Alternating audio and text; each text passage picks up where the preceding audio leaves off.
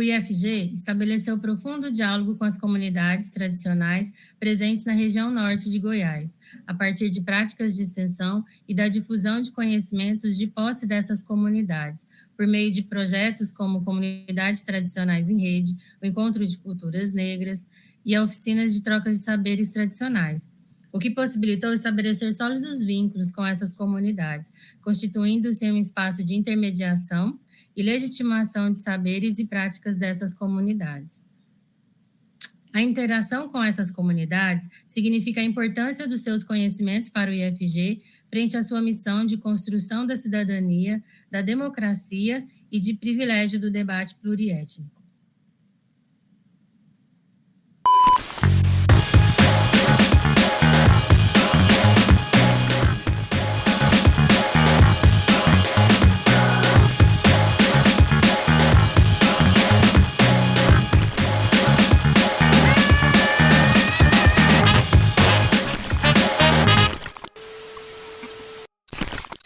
Eu sou a professora Andréia Prado, vou fazer minha autodescrição. Sou negra, de pele clara, cabelos cacheados, soltos. Estou vestindo uma camiseta na cor vermelha.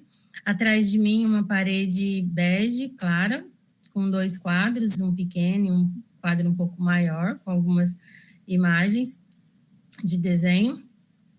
Eu sou arquiteta urbanista, licenciada em Letras em Inglês, sou professora aqui do campus Uruaçu, do IFG, e atualmente estou na direção geral do campus. Participo do projeto Quilombos Sustentáveis em Rede, junto com uma grande equipe multicamp, e hoje vamos matutar um pouco sobre a concepção desse projeto e a relação com as comunidades tradicionais quilombolas. Partindo do que é apontado nos documentos institucionais do IFG, nos quais indicam que a extensão deve garantir ações relacionadas à promoção dos direitos humanos e à igualdade étnico-racial por meio da aproximação e da participação das organizações da sociedade civil, assim nasceu a ideia do projeto Quilombos Sustentáveis em Rede, tendo como referência o projeto Comunidades Tradicionais em Rede, realizado pelo IFG em 2014, e o Encontro de Culturas Negras, realizado anualmente na instituição no campus Uruaçu.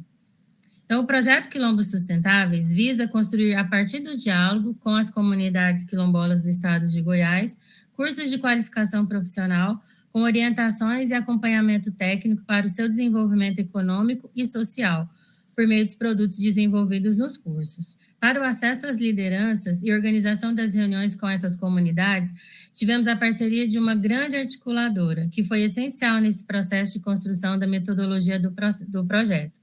Lucilene dos Santos Rosa, conhecida como Lucilene Calunga, e é com ela que vamos dialogar neste círculo de cultura, referente ao tema gerador, educação das relações étnico-raciais. Lucilene dos Santos Rosa, conhecida como Lucilene Calunga, é quilombola da cidade de Cavalcante, turismóloga, especialista em história da cultura das africanidades brasileiras, compõe a Comissão Permanente de Políticas da Igualdade Étnico-Racial do IFG, como representante da sociedade civil, membro do Fórum Goiano de Mulheres, dentre outras tantas atribuições, né? Lu, é um prazer tê-la conosco. Seja muito bem-vinda aos Diálogos do Matutando, Círculos de Culturas, para falar um pouquinho do nosso projeto. Olá, estou muito feliz, né, em poder estar participando do Diálogos Matutando. Agradeço a você, Andréia, e a toda a equipe, né, pelo convite e oportunidade. Eu, Lucilene Calunga, vamos fazer uma autodescrição. Estou com uma blusa branca, com detalhes na cor azul e preto, um colar vermelho de bolas e um brinco também vermelho, cabelo crespo, preso do lado esquerdo, sou negra e sou quilombola. E tem uma parede ao fundo na cor, no tom terroso, e eu nem sei como descrever, mas é tipo uma mandala de palha, né? Que é artesanal, que está aqui na parede. Bom, Lu, é muito bom poder dialogar com você hoje e falar de um projeto tão especial para a gente como o Quilombos Sustentáveis em Rede. E eu queria começar dialogando com você um pouco sobre essa construção do projeto, né? Como escutar a comunidade e envolvê-la na construção desse projeto foi essencial para atender uma demanda existente, né? E nesse sentido, em relação ao projeto Quilombos Sustentáveis em Rede, como que se deu esse diálogo? Assim? Você foi a grande articuladora, junto com a equipe do projeto, mas como que se deu esse diálogo para construir o projeto Quilombos Sustentáveis em Rede? Eu falo que o diferencial desse projeto foi muito da sensibilidade, né, de vocês, professores, gestores do Instituto Federal, ao entender a importância de ouvir, de fato, a ponta, no caso, as comunidades. Né? Então, muito se sabe, muitas pesquisas são feitas nos quilombos, mas às vezes as pesquisas elas não são em loco somente. E aí, quando você tem a noção da necessidade, mas você conversa com as lideranças, você faz o processo de escuta, você já ganha ali mais confiança, né, da própria comunidade. Eu falo que foi um prazer para mim, né, ter essa oportunidade de fazer essa interlocução, visto que eu já era conhecida nessas comunidades, né, mesmo não sendo moradora, né, delas, mas a gente já tinha um trabalho, e podendo levar vocês para fazer esse processo da escuta e planejar de forma coletiva. Eu falo que não foi o IF que chegou de baixo para cima, não, foi um processo que chegou para ouvir, foi um processo construído com várias mãos. Então, foi um dos diferenciais aí para esse sucesso do projeto.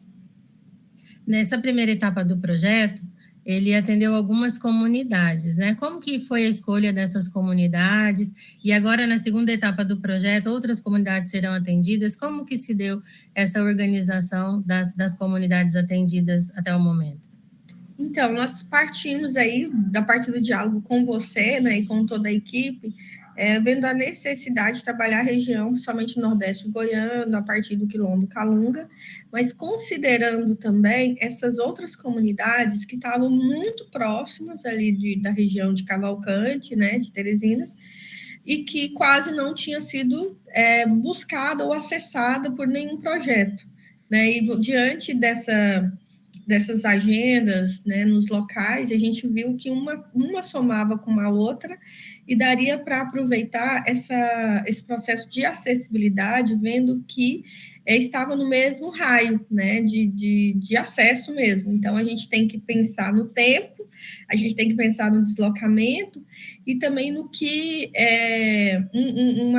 uma oficina, às vezes, complementava a outra. Então, até mesmo considerar a equipe, o material que você poderia desenvolver, levar para trabalhar em uma comunidade, a outra tendo a mesma necessidade, por que não chegar até a outra comunidade com com essa mesma infraestrutura e conseguir trabalhar, né, agendas concomitantes ali e atendendo ao mesmo tempo públicos totalmente diferentes, que a gente sabe que tem uma diferença nessas comunidades, até das faixas etárias, às vezes, envolvidas em determinadas oficinas, nenhuma a gente vê um perfil, em outra a gente vê outro, porém, a forma de trabalhar, por ser integrada, por as pessoas sentirem parte do projeto, ela tem tido muito sucesso, né? E a forma que foi pensada, que eu penso muito mais nessa logística territorial, que foi também um diferencial, né?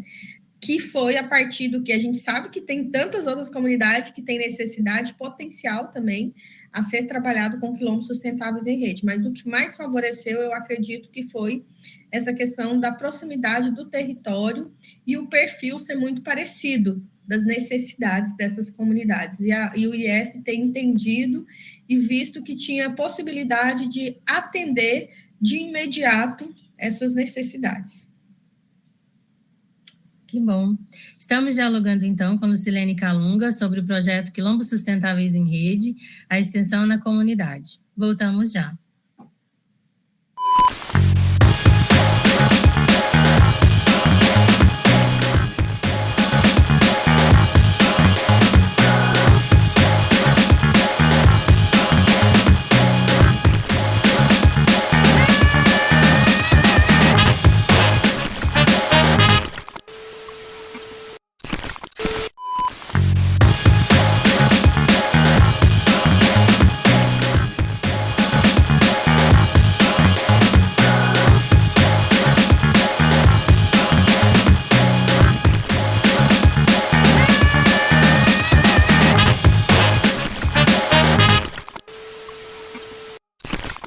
No bloco anterior, dialogamos com Lucilene Calunga a respeito da importância de envolver a comunidade na construção dos projetos de extensão, visando compreender melhor as demandas e a dinâmica de cada grupo. Estamos falando aqui do projeto Quilombos Sustentáveis em Rede, que tem sido realizado pelo Campus Uruaçu em parceria com outros campos e com a reitoria. E a Lucilene tem sido uma grande parceira e articuladora na construção desse projeto, da metodologia desse projeto. E aí, Lu, a gente terminou falando um pouco dessa logística, né, das oficinas, dos cursos, depois de todo esse diálogo com a comunidade, que a gente entendeu, né, que precisaria ir até a comunidade, né, e que não a comunidade viria até a nossa instituição. Então, fala um pouquinho para a gente como que é esse processo de ir até a comunidade, né? Como que isso se dá, como que isso tem sido organizado, como que isso tem visto do ponto de vista da comunidade também, a instituição ir até ela para a realização dessas oficinas, né? Eu acho, assim, que é um diferencial. Eu vou dar um exemplo meu, né? Eu nasci numa comunidade quilombola, eu tive de sair da minha comunidade para ter acesso ao ensino, e ao ensino superior e a uma pós-graduação. E a gente vê a diferença que faz quando você tem a oportunidade de você também ter direito a aprender e ter escolhas sem precisar sair do seu território, né? Então, uma das coisas que eu mais destaco é essa parte em que a instituição de ensino vá até o quilombo, porque é ali que estão as raízes, é ali que tem as oportunidades, quem tem vontade, tem interesse de participar de algo, de aprender algo, ou de compartilhar mais sobre até a sua vida, né, sobre o seu cotidiano, e esse projeto permite isso. E aí a gente vê também a integração de todos aprenderem, né? Às vezes a gente vê os alunos, né, que vão na equipe também, os alunos do IF, os próprios professores, né, que às vezes ficam muito presos às teorias, né, principalmente dos grandes centros urbanos, e não tem uma vivência no meio rural ou na própria comunidade tradicional, no próprio quilombo, que é o caso aí. Então, a prática, ela permite uma vivência e uma experiência que eu digo assim, que é única. E aí, considerando que cada quilombo ele tem sua especificidade.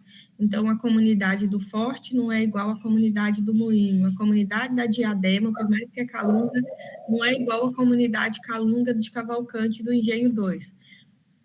São pessoas, são geografias, são lugares, tudo tem sua especificidade, então há diferenças, não dá para você falar, eu fui no quilombo tal e conheci o quilombo e sei como é o quilombo. Você conheceu esse quilombo, você vivenciou nesse quilombo, no outro quilombo pode ter uma experiência totalmente diferente. A troca, ela é tão importante na ponta, quando você vê que, um exemplo, a Andréia, né, a professora Andréia, vai lá fazer uma oficina de bioconstrução, né, trabalhar ali, falar da importância de se fazer o adobe. Para nós, comunidades quilombola, foi tradição, e a tradição, as casas, né, feitas de barro, às vezes não só do adobe, mas do enxumento. Mas ficou tão caracterizado que ter casa de adobe era pobreza, significava pobreza, que ninguém hoje, ou queria, ou quer ainda, na grande maioria, ter uma casa de adobe. Mas à medida que o IF foi lá e falou do processo da bioconstrução, do valor que é ter esse adobe, da experiência que as pessoas hoje pagam, e pagam-se caro, às vezes nos grandes centros, em outros espaços, para ter uma casa de adobe, despertou o interesse. Uai, mas por que isso aqui é o que nós faz todo dia? Nós sabemos até temperar a terra melhor aqui, então há uma troca, mas além da troca, há o quê? A volta ao olhar para o pertencimento e entender que aquilo ali que saiu dali é importante também. Não é comprar o bloco de cimento, não é comprar outros meios ali eu falo produtos, né, para uma construção mais industrializado que te vai fazer melhor. Pelo contrário, você valorizar e fazer a manutenção, né, dos saberes ancestrais também vai te fazer bem, também vai te fazer diferenciado, vai ter essa característica, olha, fulano é rico também, porque ele está valorizando, rico de saber, rico por ter a opção de escolher uma casa mais fresca, uma casa mais quentinha, né? Que a gente sabe aí o diferencial do adobe, que é quando se tem uma construção bem feita. Estou dando um exemplo.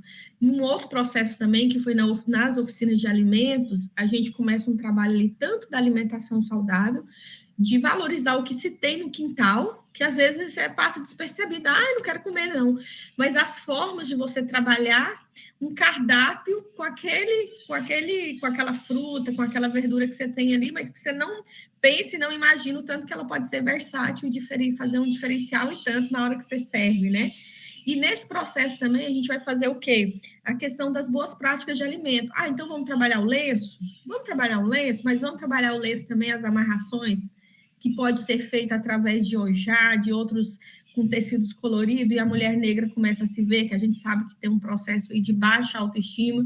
Então dá para trabalhar, inclusive, falar de autoestima numa oficina de boas práticas alimentares ou de nutrição.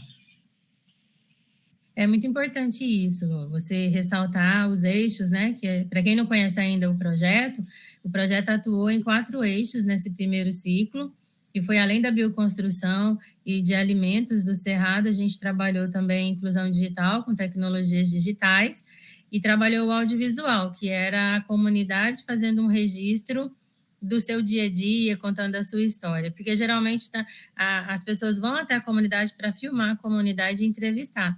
No nosso projeto era o movimento contrário, era a própria comunidade fazendo os filmes, as entrevistas, contando a sua história pelo seu olhar, né? E isso foi muito rico. Então, quando a gente chegou até essas comunidades, nesse diálogo, nessa construção, a gente aprende muito. Essa troca de saberes, ela tem sido muito importante também para a gente, enquanto servidor do IFG, enquanto professor, e também para os nossos alunos extensionistas, né, que conseguem vivenciar também aí junto com essas comunidades. Então, tem sido muito rico para a gente poder ter essa troca, né? E sou muito grata mesmo, Lu, por você nos apresentar e nos levar até os territórios e por eles nos aceitarem, né? Nos receberem tão bem. E a comunidade quilombola é uma comunidade muito receptiva, muito calorosa, né? E trata a gente tão bem. Mas é isso, cada quilombo é único. Não dá para a gente ficar falando aqui que o quilombo é isso, é uma receita, um checklist, porque cada comunidade é única. E nesse diálogo a gente consegue perceber que por mais que as demandas são parecidas, mas a forma de atuação ela é muito única, né? Então a gente precisa estar na comunidade para perceber, a gente precisa vivenciar o dia a dia da comunidade, né? E ajudar de alguma forma a sustentabilidade econômica, social, cultural, com tudo que a gente já tem aí do nosso lado, né? E aí, Lu, por fim, para a gente poder terminar, fala um pouquinho mais, então, das comunidades, dessa questão da educação nas comunidades, como que isso se dá na zona rural, porque as comunidades que a gente tem atuado é mais na zona rural, né? Então, se pudesse falar um pouquinho, então, desse processo da educação, das oportunidades que você começou a falar, né, da dificuldade que é para essas comunidades, porque as pessoas que às vezes não conhecem o quilombo têm uma visão muito distorcida, né? Que nos foi ensinado aí ao longo dos anos na escola. Mas fala um pouquinho mais em relação, então, às comunidades. Eu falo que, se bem pensasse, né, todas as instituições de ensino deveriam pensar sempre nessa possibilidade, talvez de módulos mesmo, semipresencial, né, que integrasse, que trabalhasse com qualquer comunidade tradicional, não só com quilombo, mas ter muita prática nos próprios territórios, até porque, para quem está ensinando, entender que não é só teoria, que as práticas, às vezes, ela tem um resultado muito mais positivo no futuro aí desses profissionais, né, que estão estudando, fazendo algum curso, do que somente a teoria. E tira também essa questão, eu falo assim, porque quando você sai do seu território, mais uma vez, para você ir para um território diferente, às vezes você sofre vários tipos de violência e vários tipos, enfrenta, inclusive, racismo estrutural. Faz com que muitos jovens, ou adultos, ou crianças, desistam de acessar o ensino, de um ensino superior, um ensino técnico, né, qualquer tipo de ensino mesmo. E aí, quando você permite que a instituição também conheça a sua realidade, entenda as suas peculiaridades, é diferente. As pessoas se sentem muito mais pertencentes, então elas vão ter mais vontade de ir atrás. Se eu quero sair, se eu quero fazer um doutorado, um mestrado, uma pós-graduação, eu vou ter mais segurança para ir para essas instituições, para ir para uma cidade grande, para ir para uma capital. Mas que eu tenha essa oportunidade de escolha, que eu não seja somente obrigada ou ter ou não ter. E essas comunidades, como você mesmo citou, a maioria são em perímetros, em lugares urbanos, né, de difícil acesso, inclusive.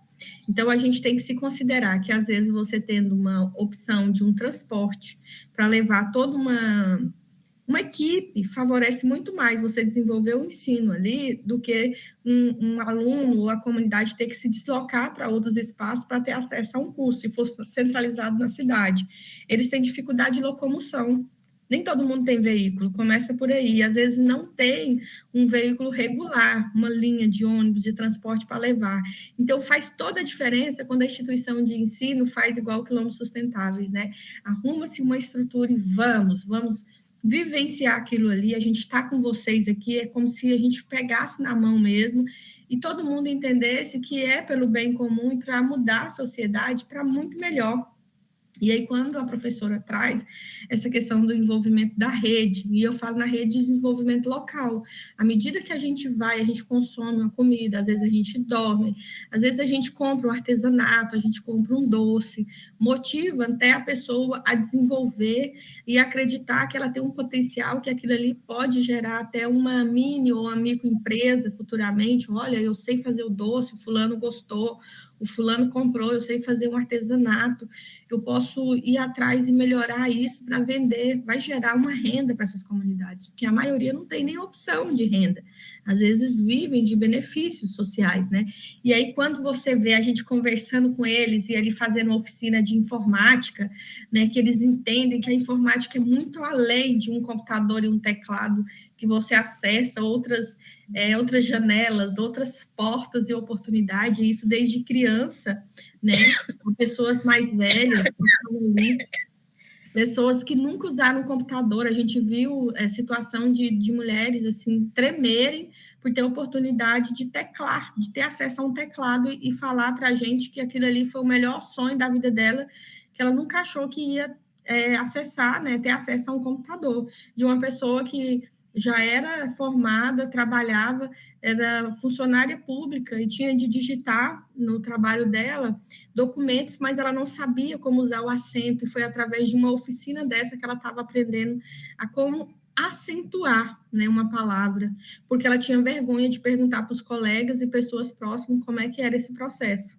E essa oficina, ela fez o que? Ela transformou a vida de uma pessoa e que vai reverberar em outras vidas, porque ela é funcionária pública.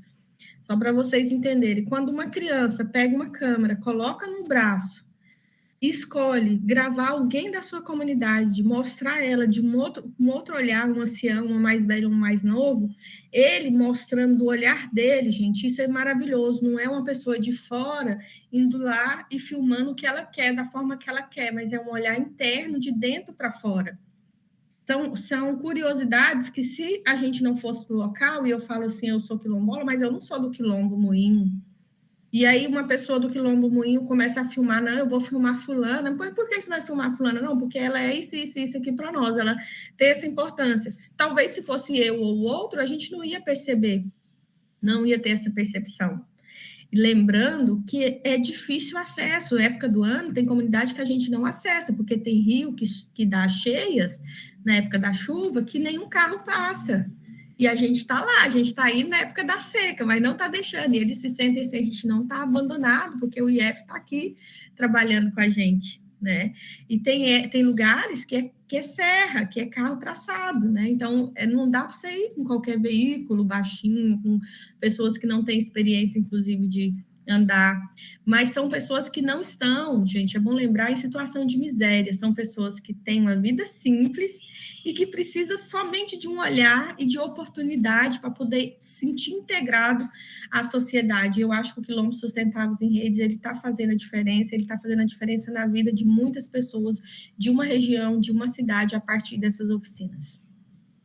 No programa de hoje, nós matutamos com Lucilene Calunga sobre o projeto Quilombos Sustentáveis em Rede, a extensão na comunidade. Um projeto que foi construído juntamente com a comunidade, a partir de diálogos em relação às demandas de cada comunidade e o que acontece em cada território. É a instituição que vai até a comunidade, promovendo a inclusão e buscando a transformação social de todos os envolvidos no projeto. Então, eu queria agradecê-lo. Muito obrigada pela participação hoje, para a gente poder falar um pouquinho do nosso projeto. Queria agradecer a todas as comunidades que participaram dessa primeira etapa, agradecer as que já estão disponíveis aí para a nossa próxima etapa do projeto. Agradecer a todos os servidores que se dedicaram, que se disponibilizaram a estar junto com a gente na equipe, a todos os alunos também que puderam contribuir e a todos vocês que puderam nos ouvir um pouquinho aí sobre o nosso projeto. Então, muito obrigada a todos. Lu, seus agradecimentos.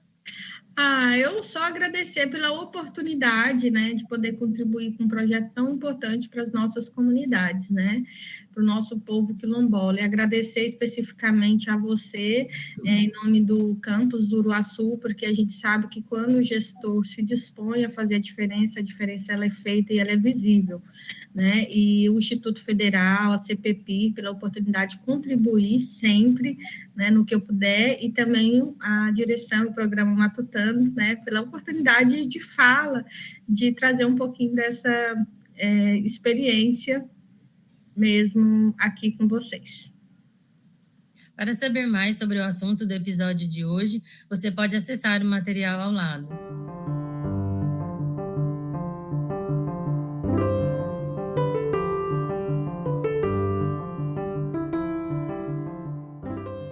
Inscreva-se e venha matutar conosco nessa nova temporada do Matutando, Círculos de Culturas. Até lá!